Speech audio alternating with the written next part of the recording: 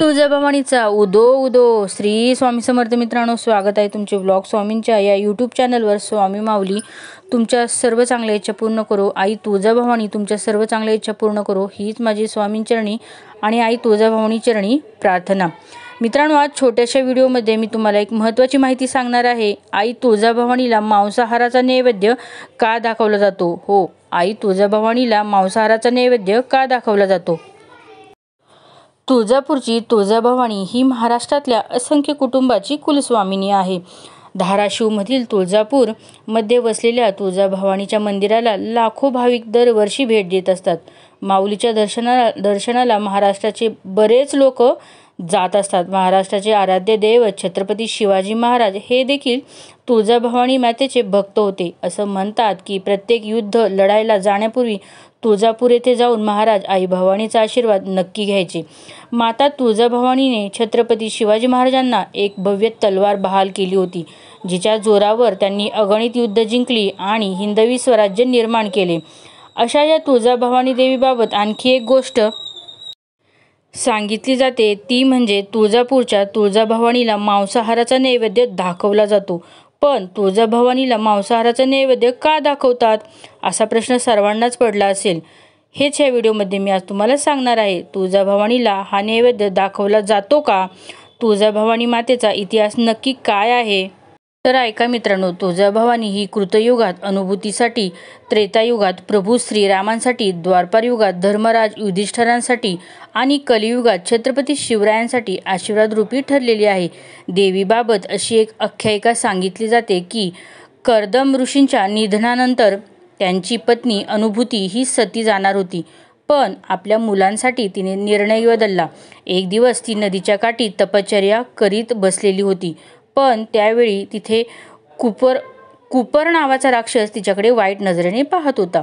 या राक्षसापासून वाचावं म्हणून अनुभूतीने आदिमायेला प्रार्थना केली.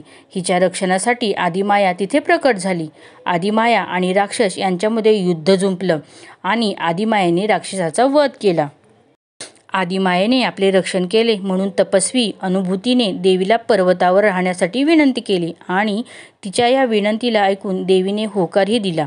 त्यानंतर देवीने अनुभूतीच्या विनंतीवरून यमुना चलरूपी बालाघाट या पर्वतावर अखंड वास्तव्य केले. याच बालाघाट डोंगराच्या वरच्या यमुना चल या डोंगरावरती तिचं मंदिर बांधण्यात आलं, जे तुळजापुरात आहे.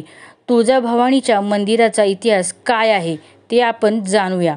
आदी शंकराचार्यांनी मातेची मूर्ती श्रीयंत्रावरती उभी केल्याचं सांगितलं जातं. मंदिरात गर्भगृह, सभामंडप, गोमुख, कल्लोळ तीर्थ, होमकुंड इत्यादी मंदिर परिसरातील अवशेषावरून हे मंदिर 13व्या शतकात बांधलं गेलं असावं असं सांगितलं जातं. देवीचं मंदिर हे हेमाडपंथी पद्धतीने असून त्यावरती कोरीव कामही करण्यात आलं आहे. मातेची मंदिरातील मूर्ती ही काळ्या पाषाणाची आहे. मूर्तीचं वैशिष्ट्य म्हणजे ही मूर्ती स्वयंभू आहे, 3 फूट उंचीची आहे. देवीच्या पाठीवरती वाणाचा भाता आहे आणि देवीच्या मुखाच्या उजव्या आणि डाव्या अंगाला चंद्र आणि सूर्य आहेत. देवीचा उजवा पाय हा महिषासूर राक्षसावर आहे, तर डावा पाय हा जमिनीवर आहे आणि या 2 पायांच्या मध्ये महिषासूर राक्षसाचं मस्तक आहे. मित्रांनो, मार्कंडेय ऋषी आणि सिंह हे देवीच्या उजव्या बाजूला, तर कर्दम ऋषींची पत्नी अनुभूती ही देवीच्या डाव्या बाजूला पाहायला मिळते. देवीच्या मूर्तीच्या सगळ्याच महत्त्वाच्या गोष्टी म्हणजे देवीची मूर्ती एकाच ठिकाणी ठेवली गेली नाहीये. म्हणजेच देवीची मूर्ती कोणत्याही ठिकाणी ठेवता येते आणि कोणत्याही दिशेने ठेवता येते. त्यामुळे या मूर्तीला चलमूर्ती असंही म्हटलं जातं. देवीची मूर्ती वर्षातून 3 वेळा मंदिरातून बाहेर काढली जाते, कारण वर्षातले 3 दिवस अत्यंत विशेष मानले जातात आणि देवीला प्रदक्षिणा करण्यासाठी मंदिराबाहेर नेलं जातं आणि या प्रसंगी मातेची मूर्ती मंदिराभोवती फिरवली देखील जाते. याशिवाय मित्रांनो, तुळजाभवानी मातेचं नगर हे माहेर, तर तुळजापूर हे सासर समजण्यात येते. यामागच्या मुख्य कारण दसऱ्याच्या दिवशी मूर्ती ही नगरहून आणलेल्या पालखीतनं सीमोल्लंघन करते आणि येथून आणलेल्या नवीन पलंगावर 5 दिवस निद्रा घेते. जवळजवळ 500 वर्षांनी परंपरा लाभलेल्या या सासर माहेरच्या नात्याची नाळ आजही तुटलेली नाहीये, हे महत्त्वाचे आहे. देवीला नैवेद्य कशाचा?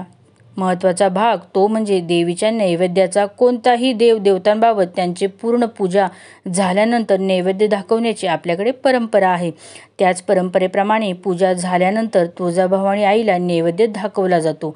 पहाटे महंतांकडून देवीची पूजा केली जाते आणि त्यानंतर देवी भक्तांच्या वंशजाकडून भाजी भाकरीचा नैवेद्य हा देवीला दाखवला. करवीर संस्थानाकडून आणलेल्या दूध खिरीचा नैवेद्यही दाखवला जातो. यासोबतच अभिषेक, वस्त्र, अलंकार, मुख्य भूपे होतात आणि देवीला पुरणपोळी, गोड भात, पापड, कोशिंबीर, चटणीचा नैवेद्य दाखवला जातो. या सगळ्या नैवेद्यानंतर आई तुळजाभवानीला पाणी पाजून पंचपाणांच्या विड्यांचा नैवेद्य दाखवला जातो. देवीला प्रथेप्रमाणे दहीभाताचा नैवेद्यही दाखवला जातो.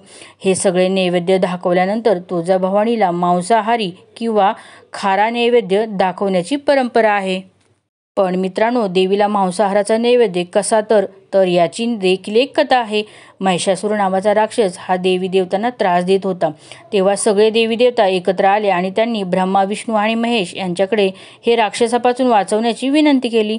ब्रह्मा, विष्णू आणि महेश या तिघांनी मिळून तेजाचा अतिप्रचंड अग्निसंपत निर्माण केला आणि या प्रचंड तेजाच्या रूपाने तुळजाभवानी देवी साकार झाली.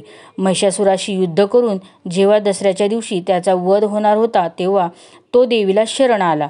माझं गर्वहरण झाले असं म्हणून त्यांनी आपल्या 2 इच्छा देवीसमोर मांडल्या. यातली पहिली इच्छा म्हणजे त्याचं नाव देवीच्या आधी घेतलं जावं आणि दुसरी इच्छा म्हणजे त्याला मांसाहाराचा नैवेद्य दाखवला जावा. देवीने त्याच्या दोन्ही इच्छा मान्य केल्या. म्हणूनच पहिल्या इच्छेनुसार प्रमाणे देवीचं नाव महिषासुर मर्दिनी असं घेतलं जातं. दुसऱ्या इच्छेप्रमाणे दसऱ्याला मांसाहाराचा नैवेद्य हा देवीच्या पायाशी असलेल्या महिषासुराला दाखवतात. हा नैवेद्य खालून वर असा दाखवला जातो, पण पूर्ण मुखाजवळ नेला जात नाही. त्या मांसाहाराचा नैवेद्य हा देवीला नसून पायाशी असणाऱ्या महिषासुर नावाच्या राक्षसाला दाखवला जातो. देवीला फक्त शाकाहाराचा नैवेद्य असतो, परंतु या दिवशी घरोघरी मांसाहाराचा नैवेद्य बनतो. याशिवाय आणखी एक मांसाहाराची कथा आहे. नवरात्रीनंतर भैरवनाथाला रम्यस्थान पाहण्यासाठी दंडकारण्यात देवीने पाठविले. तिथे आल्यावर तो देवीने त्याला का पाठवले तेच विसरला आणि तेव्हा देवीने रागावून त्याला विचारलं, कशासाठी पाठवलं होतं आणि काय करत आहात? त्यावेळी देवीची त्याने क्षमा मागितली. मग देवी तिथे विराजमान झाली आणि तिच्या रक्षणासाठी अष्टभैरव तिच्यासमोर राहिले. तो दिवस दिवाळीचा होता. म्हणूनच दिवाळीचा नैवेद्य हा काळभैरवनाथला मांसाहारी नैवेद्य दाखवला जातो आणि देवीलाही तोच नैवेद्य असतो आणि पाडव्याला पुरणाचा नैवेद्य असतो. अशा प्रकारे तुळजाभवानी मातेला मांसाहारी नैवेद्य दाखवण्याच्या प्रथा आणि परंपरा सुद्धा आहेत. मित्रांनो, कसा वाटला तुम्हाला छोटासा व्हिडिओ? माहिती खूप छान होती. तुम्हालाही आवडली असेल अशी अपेक्षा ठेवते. कमेंटमध्ये आई तुळजाभवानी उदो उदो आणि श्री स्वामी समर्थ टाईप करायला विसरू नका. अनंत कोटी ब्रह्मांड नायक श्री स्वामी समर्थ.